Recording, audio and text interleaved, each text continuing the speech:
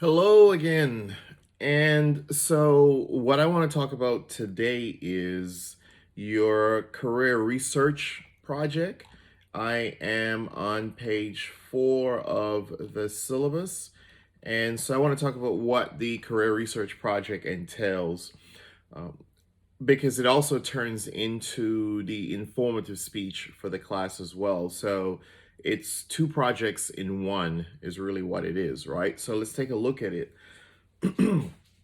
All right, so basically, what you will be doing is to conduct, as I said, extensive research about the career that you would like to go into, right? So you're looking at the career that you would like to pursue one day. Now, I know some people are going to tell me that I'm not sure what I want to do yet. I don't know what I want to do.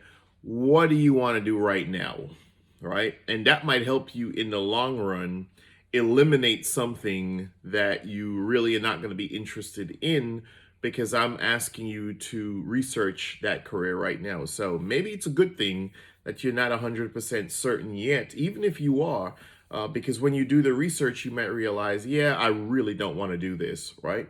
So, yeah, you haven't decided on the career as yet, but as of right now, what do you feel like you want to do? For the purposes of completing the assignment as well, I just want you to make a decision on that. So even if you're undecided in your major or whatever. All right.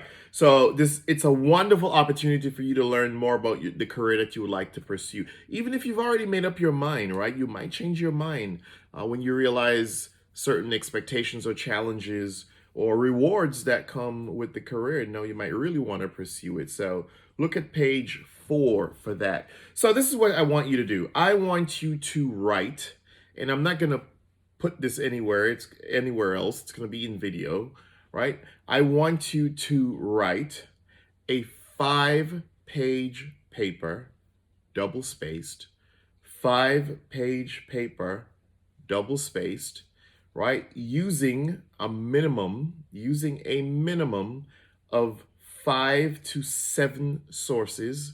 Using a minimum of 5 to 7 sources, you can use more. You could use more. Using a minimum of about 5 to 7 sources, right? But you can use more. No lower than 5, you can go higher than 7, right? So I want you to use these sources to help you write this 5-page double spaced, right? 5 pages double spaced, and please use 12 size font times New Roman. So 12 size font times New Roman, double spaced. I don't need a cover page. To the very top of your paper, just put your name, all right, and the class and the course, right? So you know your course and your section number. Put that to the top of the course and the date, right? That's all I need. So the paper has to be written in an MLA format, and please feel free to go to Purdue OWL. So PURDUE, right? And that website, a lot of you probably know about that website already. That website will be a great source in helping you give you an example of what a paper written in MLA format looks like. So 5 pages double space, 12 size font times New Roman, right? And you will have your works cited page is not one of the 5 pages. As you know, if you write a paper, you've got to have a works cited page. But your works cited page is not one of the 5 pages I'm looking for. That will be your 6th page that you just put to the back of your 5 pages of actual substance, right? So it has to be 5 pages. And when you get really close to 5 pages, 4 pages is not enough. 4.5 pages is not 5 pages. Get closer to 5 pages. You could even go over a little bit to the 5 pages, right? So write 5 pages for me and double spaced, right? So it's 5 pages double spaced, which is probably maybe about 3 pages single spaced, probably about 3 pages single spaced, or 2.5 or something like that, right? And so you're writing this paper based on the career that you're interested in going into. Now, you got to ask yourself, let's say I want to be, I don't know, an elementary school teacher. what are the things that you would want to know, right? Based on the career that you think you want to go into right now, what are the things you would want to know? Well, when you answer those questions, that's what you're going to be researching. You're going to be researching the things you would like to know about the career that you want to go into, and then you're going to be presenting those things in a paper format, first in a paper format, right? And then in a speech, right, to me. So ask yourself that very important question, what are the things that you would want to know, right? What are the things I want to know? I want to know probably about the educational requirements. I might want to know what this person actually does. So, what are the day-to-day tasks and activities involved in having such a job? I might want to know what are the opportunities for growth in the field. Oh, those are things I might want to know. Obviously, you'll probably want to know about the compensation available, the salary, and other types of perks that might be available. I would want to know what about the challenges of the job? What are some of the challenges? Every career has a challenge, right? And then obviously the rewards, right? What do people expect from someone who's working this field? How could you be successful? Those are questions you ask yourself, and so in your research, you're hoping to find that type of stuff. Hopefully that makes some sense. All right. So you've written your paper, right? After you've written your paper, then I want you to turn the essay into a speech outline, right? After you've written the paper, 5 pages double spaced, I would want you to turn it into a speech outline. And so I'm going to send you an example. Hopefully I have one. I'm going to send you an example of what a speech outline is supposed to look like. I think I have one. What a speech outline is supposed to look like, right? It's also in your text as well. And so I'll reference that page also. But so what you're going to do is to divide, after you've written your paper, I want you to divide all that you figured out into, let's do 4 main points. I want you to deliver your speech by using 4 main points. I'm going to explain that. So in the outline that I'm going to have you reference, I don't want in the textbook or what I'm going to send to you, you'll see the basic breakdown of what an outline is supposed to look like, right? The introduction, the body of the speech, and then the conclusion. In the body of the speech is where you can have your main points. For example, this is just 4 main points I'm thinking I might have if I researched a career that I was interested in. One of my first main points will probably be, let's say, for example, what are the educational requirements? That might be main point 1. What are the educational requirements necessary for the job? Main point 2 might be what are some of the skill sets that you need to be successful in that career? Main point 3 might be what are some of the challenges, right, of the career, of the job that you're interested in, right? And then main point 4 might be some of the rewards, right? But you could also, as when you're doing your research, you're going to figure out things and learn things that you perhaps didn't even think about, right? And so one of your main points might be things I didn't consider, some things I didn't consider, things that surprised me. What surprised you about the career as you were researching it? That could be one of your main points as well. It might be the last one, right? Surprising factors, you could probably refer to it as.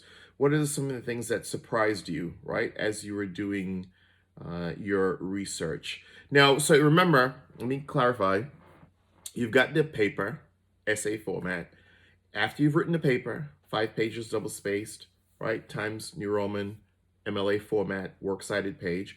After you've written the paper, please use subheadings in your paper. It's just easier to read as well. Please proofread. Please proofread, right? Please proofread.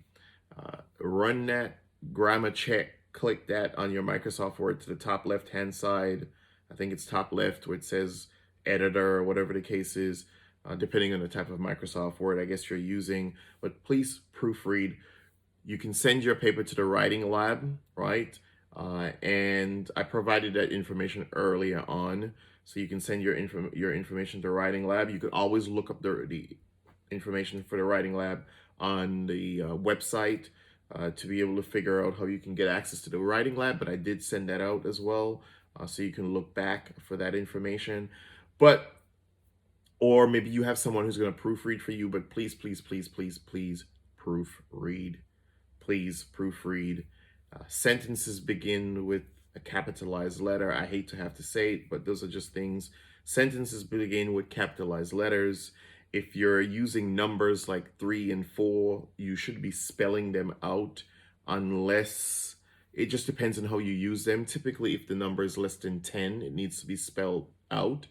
Depending on how you're using it, there are the cases where you can get away with not spelling it out, but be careful with just little things like that. I really need you to just pay attention to stuff like that. All right, so we've gotten to your outline now. You wrote the paper. In your outline, and you'll see, I'm going to send you an example or give you an example you can reference. Please follow the example that you receive from me in terms of how you write up the outline, right? In terms of having an introduction, a body, and a conclusion. Please follow the example that I'll ask you to reference. Please include all your sources, not just in your paper, but when you transform. So when you submit your work to me, you're sending me a Microsoft Word file of the essay, and you're sending me a Microsoft Word file of the speech outline. Two separate documents, right? Two separate documents. You're sending me the essay, and then you're sending me an outline. But the outline that you create is based on the essay. So once you have the essay, the outline becomes easy. Hopefully that makes sense, right? It becomes easy for you to create then the outline. So you'll send that to me as an attachment. All right. Both documents must also have a works cited page as well. Right. You do not send your PowerPoint for me when you get to your presentations. Right. You don't have to send it. If you send it, it's fine. It's great, because I'll be able to follow along a whole lot easier for when you're delivering your presentations. I'm not objecting to it. Right. If you did decide to send me your PowerPoint presentation. All right, so for the presentation, you have, and I am on page 4 of the syllabus to the bottom. For the presentation, you have 4 to 7 minutes to discuss your 4 main points, which is basically the findings of your career research project. Remember, it's an informative speech. You're just trying to make your audience aware of your findings. That is all. Right? So you're just presenting new, relevant, or reliable information, useful information that someone would want to hear, right? And I will find it useful and relevant. Don't worry about that. All right. So please follow any guidelines that I send out. If there are any questions, please feel free to email me. I am absolutely fine with that. The due date it's going to be changed, and I will make that noted in an announcement. What will be the due date for this? We're going to push it all the way back, right? And so look out for some announcements coming up. All right. So yes, if you got any questions for me, please get in touch with me. Hopefully that was a lot clear. I know sometimes people want to hear someone's voice, not just reading something that is on the syllabus, but just kind of giving more details and actually hearing me say something. Don't forget to get your sources, right? Cite your sources. Now, when you give your speech, let me say this: when you're delivering your speech, you have to cite your sources as well. So you have to say where you got your information from, right? You're going to have to say where you got your information from. So let's say you were looking up how to be a teacher, and an article was written by maybe a group of professors or something from UNT or UTA or whatever the case is.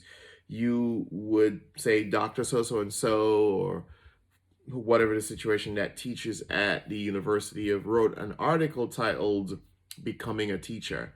And in that article, this person said that an elementary school teacher has to do these things to be successful, right? So the article was written by Dr. So so so and so, who's a professor at wherever, and in the article titled "Successful Becoming a Successful Elementary School Teacher," this person outlined these steps needed to become a successful elementary school teacher. So I will be listening for you to cite, and I'll make available to you the grading rubric pretty soon. So it's coming, right? I'll make that available to you as well. So begin your research, write your paper, write the paper first, and then when you're finished with the paper, then you move on to the outline format, right? And I will make a copy of that available. Remember, it's two separate documents. You're sending me two separate documents. First, you're writing an essay, 5 pages about your speech.